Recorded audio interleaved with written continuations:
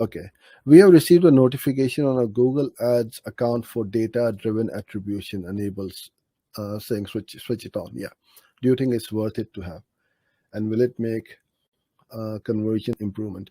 So data-driven attribution used to be the forte of very big accounts before. I think it's about a year ago when they changed it, and Google opened it for everybody. So what it does is Google will take into account a lot more data points which we can't see. And to explain this in simple analogy, I'm going to refer to the Google Maps.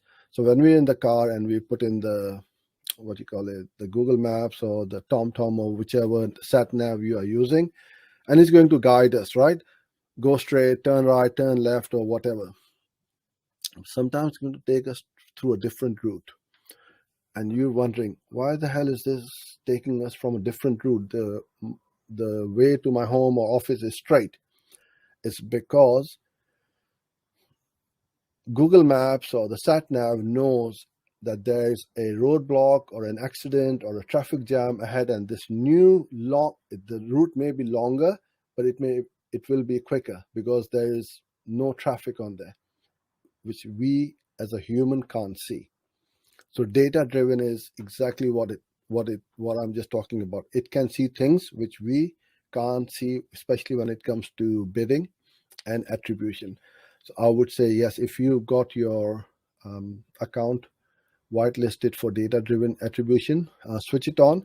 You will find that the conversions will kind of like do a dance. It will go up and down, and it may not be accurate for the next few days. So don't stress too much about it.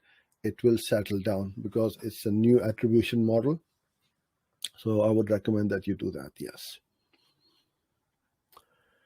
Okay. To switch the attribution model for multiple, no, just switch it on for the data-driven attribution to DDA. That is data-driven attribution. That's right. Yeah.